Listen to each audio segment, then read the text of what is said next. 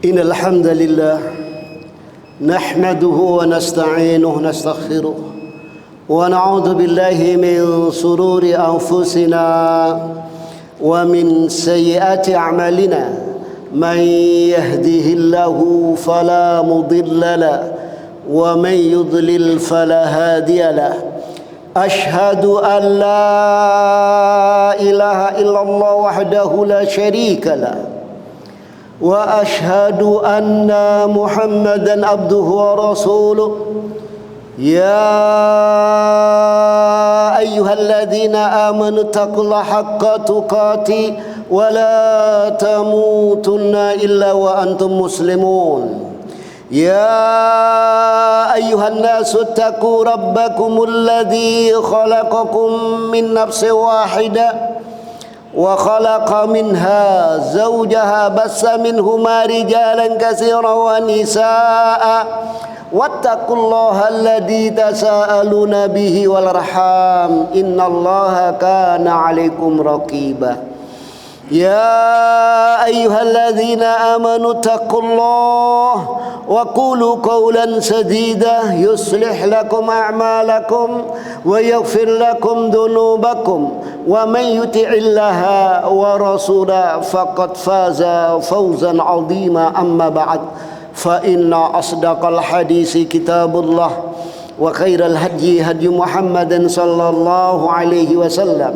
وشر الأمور محدثاتها وكل محدثة بدعة وكل بدعة ضلالة وكل ضلالة في النار فيا معاشر المسلمين jamaah salat Jumat yang dirahmati Allah, marilah kita senantiasa selalu bertakwa kepada Allah Subhanahu wa taala dengan sebenar-benar takwa, yakni biimtisali awamiri wajtinabin nawahi, yaitu dengan jalan melaksanakan segala apa saja yang diperintahkan oleh Allah taala dan Rasulnya, dan menjauhi sejauh-jauhnya apa yang dilarang oleh Allah taala dan Rasulnya. Karena baginda Rasul sallallahu alaihi wasallam sebelum beliau wafat, dalam satu hadis dari seorang sahabat yang mengatakan, shallaina ma'a Rasulillah sallallahu alaihi wasallam fasallama, kami salat bersama Rasulullah sallallahu alaihi wasallam, kemudian beliau bersalam. Setelah menoleh, fa aqbala alaina, beliau menghadap kepada kami. Fa wa'adhana, kemudian beliau memberikan nasihat kepada kami, memberikan ceramah kepada kami, mau'idatan balighatan, memberikan satu nasihat, memberikan satu ceramah yang sangat menyentuh hati, sehingga wajilat minhal qulub, hati para sahabat tergetar, wadarafat minhal uyun, dan air mata sahabat tidak bisa dibendung lagi. Maka para sahabat merasakan Rasulullah sallallahu alaihi wasallam hendak meninggalkan kami, sehingga ada seorang sahabat yang mengatakan, ya Rasulullah, ka'annaha mau'idatun muwaddi'un, wahai Rasulullah, ini seolah-olah nasihat engkau hendak meninggalkan kami. Maka fa'ausina, jika demikian kasih nasihat kami, kasih wasiat kami, kasih wejangan kami ya Rasulullah. Maka Rasul bersabda, usikum, aku kasih wasiat kalian, aku kasih wejangan kalian, bitaqwallah. Yang pertama wejangan beliau, yakni kepada umatnya akhir zaman, kepada para sahabatnya waktu itu, untuk senantiasa bertakwa kepada Allah. Takwa itu diambil dari kalimat wiqaya, waqayaki wiqayatan, menjadikan pendinding, penghalang antara diri kita dengan azab Allah, dengan neraka Allah. Dengan apa? Oleh para ulama, yakni dijelaskan, ditafsirkan, yakni biimtisali awamiri wajtinabin nawahi. Pendinding antara kita dengan azab Allah, neraka Allah itu menjalankan segala apa yang diperintahkan oleh Allah Ta'ala dan Rasulnya, dan menjauhi apa yang dilarang oleh Allah Ta'ala dan Rasul. Itu dinding kita. Dan baginda Rasul sallallahu alaihi wasallam, beliau memberikan penjelasan di dalam rangka takwa kepada Allah, di dalam rangka menjadikan dinding penghalang antara diri kita dengan neraka Allah, yakni di dalam rangka menjalankan perintah Allah dan menjauhi larangan Allah. Beliau bersabda, ittaqillaha haitsuma kuntah.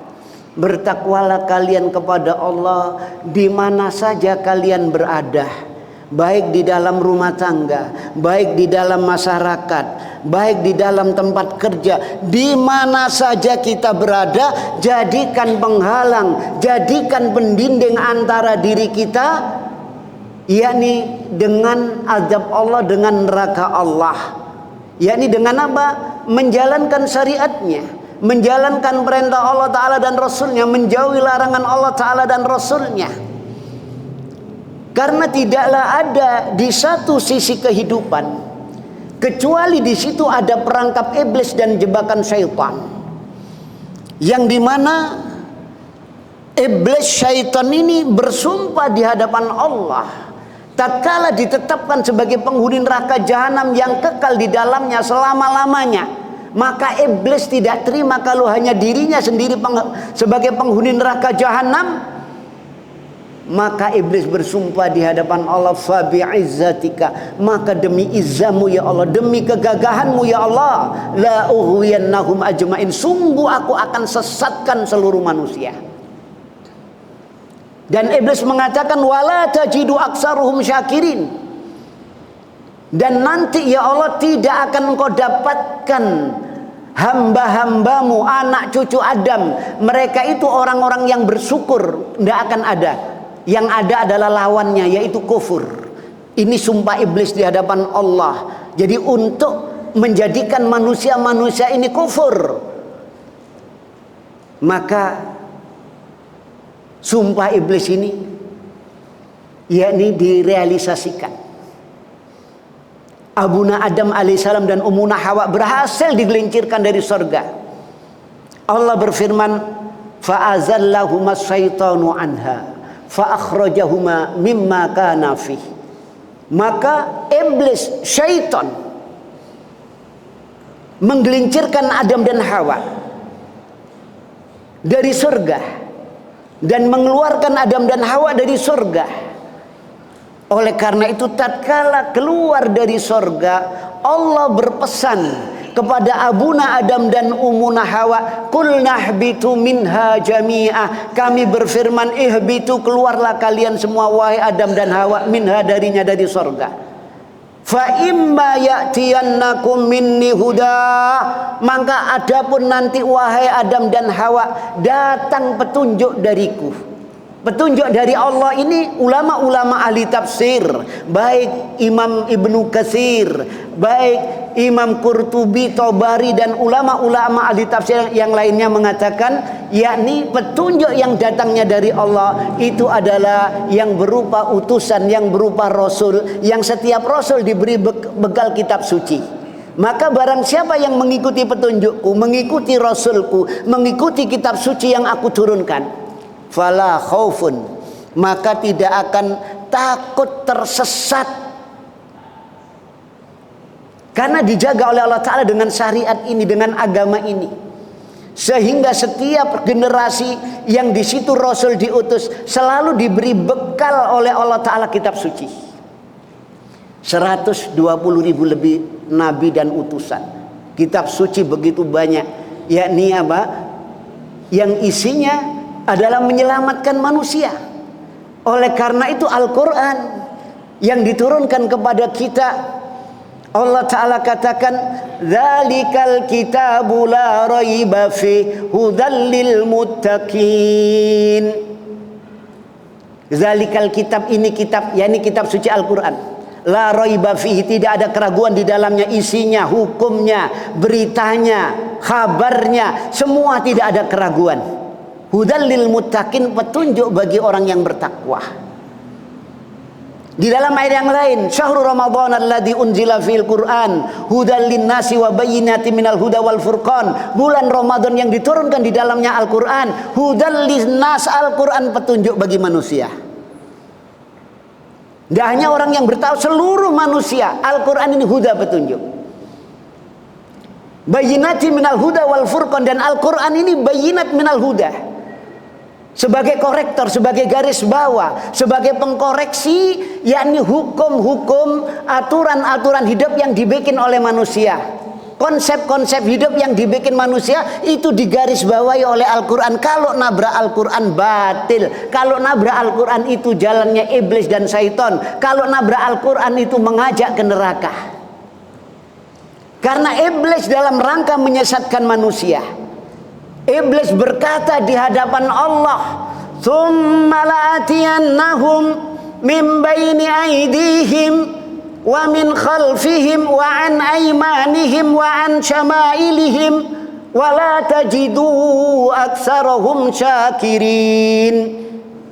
Ya Allah, sungguh aku akan datangi manusia ya Allah. Aku akan sesatkan manusia ya Allah. Dari arah depan mereka, dari arah belakang mereka, dari arah samping kanan mereka, dari arah samping kiri mereka. Dan tidak akan engkau dapatkan kebanyakan manusia kecuali mereka itu kufur semuanya. Ini sumpah iblis, dendam iblis, makar iblis yang diungkapkan di hadapan Allah. Dan ini dikisahkan di dalam kitab-kitab suci terdahulu yang dibawa oleh para rasul dan nabi-nabi dahulu. Disebutkan kisah-kisah ini supaya manusia waspada. Iblis akan menyesatkan kita dari segala arah dan segala cara. Dari arah depan, oleh ulama-ulama ahli tafsir dijelaskan, dari arah depan kisah ketok melok-melok yang kelihatan nyata. Siapa itu? Harta kita. Siapa itu? Pangkat kita. Siapa itu? Istri kita. Siapa itu? Anak kita. Mereka ini kadang-kadang menyeret kita ke neraka jahanam. Oleh karena itu kitab suci Al-Quran mengingatkan, inna min azwajikum, sesungguhnya sebagian dari istri kalian dan anak-anak kalian fitnah, ujian bagi kalian. Dalam ayat yang lain, aduwwul lakum, musuh bagi kalian nanti di akhirat. Apabila kita salah mendidik istri, apabila kita salah mengarahkan anak di istri keluarga, maka nanti akan menyeret kita ke neraka jahanam. Dari arah depan. Maka kalau pangkat kita, jabatan kita menyebabkan kita jauh dari jalan Allah, dari petunjuk Allah, di situ belakangnya ada iblis. Makanya di dalam Islam secara lengkap memberikan syariat, aturan, petunjuk kepada manusia mulai bangun tidur sampai tidur lagi. Karena iblis memasang perangkap, memasang jebakan mulai dari bangun tidur sampai tidur lagi, ada perangkap dan jebakan iblis. Nggak ada satu sisi kehidupan pun yang di situ tidak ada perangkap iblis dan jebakan setan. Bayangkan Rasul sallallahu alaihi wasallam mengatakan, apabila kita makan, kenapa Rasul yakni merintahkan kita untuk baca bismillah? Karena iblis setan juga ikut makan. Oleh karena itu kalau kita lupa baca bismillah, Rasul perintahkan apa? Baca bismillah awalahu wa akhirahu. Kenapa? Yataqayya syaitan. Setan akan memuntahkan makanan yang sudah dimakan. Tidak hanya makan, kita tidur pun diikat oleh syaitan. Ya.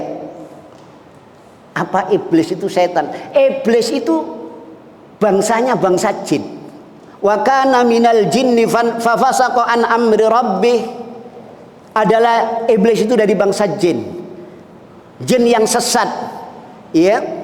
Jin yang ahli maksiat, yang sangat-sangat sesat itu namanya syaitan. Syaitan itu sifat diambil dari kalimat satonah.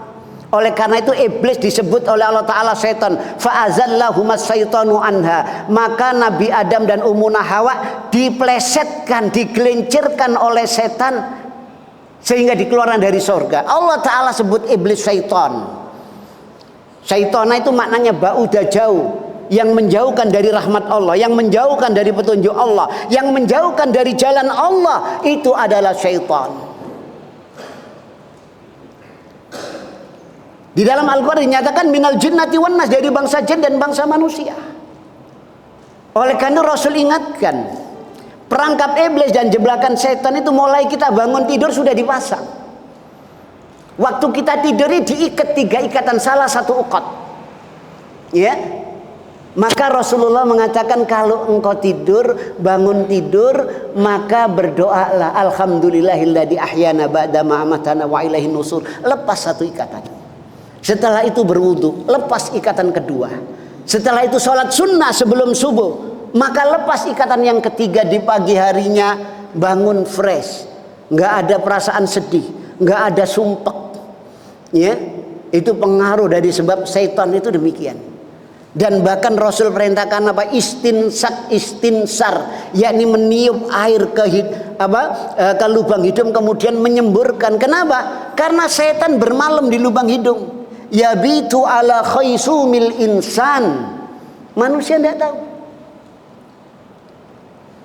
Tidak hanya makan, tidak hanya kita tidur, diganggu, disesatkan oleh syaitan, tapi bahkan kumpul suami istri pun setan juga ikut. Allah sudah ingatkan di dalam Al-Quran, wa syarrikhum fil amwali wal auladi wa'idhum, dan bersekutulah kalian wahai iblis kepada anak cucu Adam, kepada manusia dalam harta mereka dan anak-anak mereka. Harta mereka harta yang haram, harta dari hasil riba, bunga uang, ya, ini jelas itu syaitan. Nah, dari hasil judi, korupsi, manipulasi, jelas di situ ada iblis, jelas di situ ada syaitan, karena pelanggaran terhadap syariat Allah. Ya, kemudian anak kalian. Rasul katakan kalau kita kumpul suami istri, Rasul perintahkan umat Islam untuk berdoa, Allahumma jannibnas syaitan. Ya, tentu kita sudah paham sebagai seorang muslim. Ketika kumpul istri doanya kita sudah paham. Ya Allah, jauhkan kami dari setan tatkala kumpul suami istri, karena setan juga ikut kumpul. Wa jannibi syaitan ma razaqtana, dan jauhkan setan dari rezeki yang akan kau berikan kepada kami, yakni anak yang mau jadi. Maka para ulama menulis di dalam kitab mereka, hak anak terhadap bapak, terhadap orang tua, ya, maknanya kewajiban orang tua terhadap anak, diantara salah satunya ketika membikin anak itu, yakni disuruh berdoa memintakan perlindungan dari setan. Sehingga apa? Tidak gampang dikuasai setan, tidak gampang kesurupan. Kalau orang Jawa, mbahnya, kakeknya ngelmon, ya, punya ilmu kebal, punya ilmu kanoragan, punya ilmu ini, yang dia menggunakan khodam, menggunakan jin, menggunakan perewangan, maka perewangannya ini akan masuk ke anak cucunya, terus mengikuti. Itu bisa putus kalau orang tuanya dengan ibunya ketika kumpul suami istri berdoa mintakan perlindungan dari setan. Maka jika tidak, maka banyak anak-anak yang kecil sudah bisa melihat, oh di situ ada pocongan, di situ ada ini, ada ini. Sejak kecil sudah terbuka antara dia dengan syaitan, itu sudah terbuka. Ya, kenapa? Ini namanya jenasab. Karena apa? Orang tuanya tidak berdoa ketika kumpul suami istri, sehingga tidak bisa memberikan perlindungan kepada anaknya. Itu demikian. Kadang-kadang anak kita gampang dikuasai oleh setan, oleh jin. Kalau ada jin senang, itu demikian. Makanya ini kewajiban orang tua. Di situ iblis ikut berperan di dalam segala aspek kehidupan, di situ ada. Oleh karena itu wasiat Rasulullah SAW sebelum beliau wafat, yakni wasiat takwa. Jalankan petunjuk Allah dan Rasulnya, jauhi larangan Allah Ta'ala dan Rasulnya. Karena diutusnya seorang Rasul, diturunkannya kitab suci, disebabkan karena makar iblis.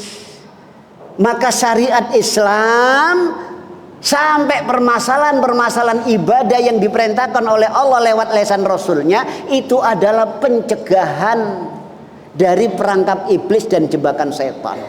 Di antaranya sholat. Innas sholata tanha anil faksya'i wal munkar. Sholat itu bisa mencegah perbuatan keji dan mungkar. Banyak sekali faidah-faidah sholat, di mana orang yang sholat ini berhubungan langsung dengan Allah, sehingga kalau ada jin yang hendak mencelakai manusia, entah itu lewat sihir, yang dimana Allah Subhanahu wa Ta'ala mengabadikan tentang sihir, wa min syarrin nafasati fil uqad, dan aku berlindung dari kejahatan nafasat wanita yang meniup fil uqad di dalam ikatan. Apa ini? Sihir. Apa ini? Santet. Maka dengan sholat ini bisa terhalang. Makanya orang-orang yang terkena sihir mereka berat untuk melakukan sholat. Untuk sholat berjamaah, jangankan sholat wudhu saja mereka berat, kesulitan. Akan ada yang sakit di tubuhnya. Itu demikian. Oleh karena itu, di dalam ajaran Islam, yakni di dalam syariat yang diturunkan oleh Allah Ta'ala lewat lisan Rasulnya Sallallahu Alaihi Wasallam, itu semua pencegahan dari perangkap iblis dan jebakan syaitan. Itu demikian. Aqulu qouli hadza astaghfirullah li wa lakum.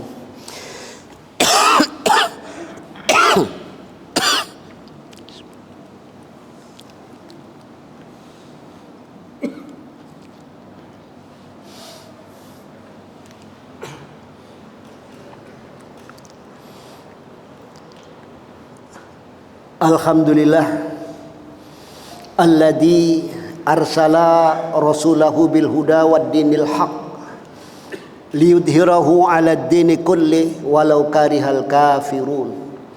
Asyhadu an la ilaha illallah wahdahu la syarikalah wa asyhadu anna Muhammadan abduhu wa rasuluh. Ya ayyuhalladzina amanu taqullaha haqqa tuqatih wala tamutunna illa wa antum muslimun. Faya ma'asyiral muslimin, jamaah salat Jumat rahimani wa rahimakumullah. Usikum wa nafsi wa iyaya bitaqwallah faqad fazal muttaqun. Kama qala Rasulullah sallallahu alaihi wasallam fi hadisihi syarif, ittaqillaha haitsuma kunta wa adbi'is sayyi'atal hasanata tamhuha wa khaliqin nasa bi khuluqin hasanin. Faya ma'asyiral muslimin, jamaah salat Jumat yang dirahmati Allah, marilah kita senantiasa selalu bertakwa kepada Allah Subhanahu wa taala dengan sebenar-benar takwa, yakni berpegang dengan syariatnya, berpegang dengan kitab sucinya yang diturunkan lewat lisan nabinya sallallahu alaihi wasallam. Karena hanya dengan satu jalan ini selamatnya manusia dunia sampai akhirat. Apabila ini tidak dilaksanakan, maka akan timbul kerusakan di mana-mana. Karena syariat yang diturunkan oleh Allah Ta'ala lewat para rasulnya di dalam kitab sucinya itu sebagai rahmatan lil alamin, itu sebagai petunjuk. Yukhrijunahum minadh-dhulumati ilan nur, yang mengeluarkan manusia dari jalan yang gelap menuju jalan yang terang, sebagai al-furqan yang membedakan antara yang hak dan yang batil, yang halal dan yang haram. Maka jika ditinggalkan, jika disia-siakan, Allah Subhanahu wa taala ingatkan kita, dhaharal fasadu fil barri wal bahri bima kasabat aydin nas. Telah nampak kerusakan di daratan dan di lautan disebabkan karena ulah tangan manusia. Oleh para sahabat radhiyallahu anhum ajmain dijelaskan dalam tafsir mereka, bima'asihim, yaitu dengan sebab kemaksiatan mereka manusia. Maka kemaksiatan itu akan menimbulkan kerusakan di muka bumi, ya, di daratan dan di lautan. Yang kita saksikan kemarin banjir yang ada di Sumatera Utara, yang ada di Sumatera Barat. Sebabnya apa? Maksiat. Ya, sebabnya maksiat. Sebabnya perbuatan dosa. Maka kalau di situ tidak ada dosa, maka tidak akan tertimbul banjir. Ya, nggak akan timbul kerusakan. Kenapa alamnya rusak? Ya, bahkan yang disalahkan Tuhan, yang disalahkan alam. Ya, padahal mereka orang-orang yang merusak alam, ya, yang bermaksiat kepada Allah Ta'ala. Ini penyebab mereka. Di mana saja kemaksiatan, hancurnya ekonomi karena ahli-ahli maksiat. Bayangkan negeri kita yang sudah dikenal, yakni gemari paloh jinawi, tongkat dan batu jadi tanaman, kolamnya kolam susu, ya, penghasil segala hasil tambang, ada semuanya. Ya, yang seharusnya kekayaan itu ya apabila dibagikan merata kepada penduduk Indonesia, satu orang ini dapat 20 juta. Ya nganggur saja. Itu demikian. Tapi faktanya, kenapa? Karena di situ ada kemaksiatan. Di situ ada perbuatan dosa. Mereka mengikuti langkah setan dan jebakan iblis. Belum lagi timbul kerusakan-kerusakan yang lainnya. Ada seorang istri membunuh suaminya, suaminya sendiri dibakar. Ya. Setelah diborgol dibakar. Ada lagi seorang istri yang memutilasi suaminya, suaminya tidur dikepruk pakai linggris. Kemudian dimutilasi, dincel-cel. Ya. Sebabnya apa? Sebabnya judi. Belum lagi maksiat-maksiat yang lainnya, segala kerusakan di muka bumi ini karena pelanggaran, karena mengikuti iblis, mengikuti langkah-langkah syaitan. Oleh karena itu Allah sudah ingatkan, wala tattabi'u khutuwatis syaitan. Jangan kalian ikuti langkah-langkah setan, langkah yang menjauhkan diri kita dari jalan Allah, langkah yang menjauhkan diri kita dari petunjuk Allah. Itu demikian. Jadi faya ma'asyiral muslimin wal muslimat rahimani wa rahimah, kembali kepada Allah Ta'ala, kembali kepada Rasulnya. Itu satu-satunya jalan. Tapi tidak semua orang yang tahu akan hal itu mampu mengikuti, mampu menjalankan kebenaran, mampu mengikuti petunjuk yang datangnya dari Allah Ta'ala dan Rasulnya. Tidak semuanya. Banyak orang yang ngerti syariat, banyak orang yang ngerti tuntunan, kalau itu dilakukan dapat pahala, nantinya akan dimasukkan dengan ke surganya, tapi dia tidak mampu melaksanakannya. Banyak orang yang tahu perbuatan maksiat, perbuatan dosa, kalau itu dilakukan, yakni apa? Dosa, nantinya akan diadab dengan nerakanya, masih berkubang dalam perbuatan dosa. Ahli maksiat itu kalau kita tanya, apa sampean sadar kalau korupsi itu berdosa? Jawabnya sadar. Pak, waktu sampean zina itu sadar enggak berbuat dosa? Sadar. Waktu sampean selingkuh itu sadar enggak? Sadar semuanya mereka itu. Waktu minum minuman keras kita tanya, sampean sadar enggak ngelakoni dosa? Jawabnya sadar. Tapi enggak mampu. Itu dari Allah Ta'ala, hidayatut taufik. Oleh karena itu para jamaah, marilah kita memohon kepada Allah Subhanahu wa Ta'ala, semoga Allah Ta'ala memperlihatkan kepada kita yang benar itu benar, dan semoga Allah Ta'ala yakni memberikan kekuatan kita untuk mengikuti kebenaran, dan semoga Allah Ta'ala memperlihatkan kepada kita yang batil itu batil, yang salah itu salah, dan semoga Allah Ta'ala yakni memberikan kekuatan kepada kita untuk menjauhi segala kesalahan tersebut. Alhamdulillahi hamdan yuafi ni'amahu wa yukafi'u mazida. Allahumma fir lil muslimin wal muslimat wal mu'minin wal mu'minat al ahya'i minhum wal amwat. Rabbana dhalamna anfusana wa illam taghfir lana wa tarhamna lanakunanna minal khasirin. Rabbana la tuzigh qulubana ba'da idh hadaitana wa hab lana min ladunka rahmah innaka antal wahhab. Rabbana la tu'akhidna in nasina aw akhtana. Rabbana wa la tahmil alaina isran kama hamaltahu 'alal ladzina min qablina. Rabbana wa la tuhammilna ma la taqata lana bi wa'fu 'anna waghfir lana warhamna anta maulana fansurna 'alal qaumil kafirin. Allahumma arinal haqqa haqqan warzuqna ittiba'ah wa arinal batila batilan warzuqna ijtinabah. Allahumma a'izzal islam wal muslimin. Allahumma a'izzal islam wal muslimin. Allahumma a'izzal islam wal muslimin wa adilla syirka wal musyrikin wa khdhul man khadalad din wansur man nasarad din. Rabbana atina fid dunya hasanah wa fil akhirati hasanah wa qina adzabannar. Subhana rabbil izzati amma yasifun wa salamun walhamdulillahi rabbil alamin wa sallallahu ala Muhammadin wa ala alihi wasallam wa akhiru da'wana anil hamdulillahi rabbil alamin.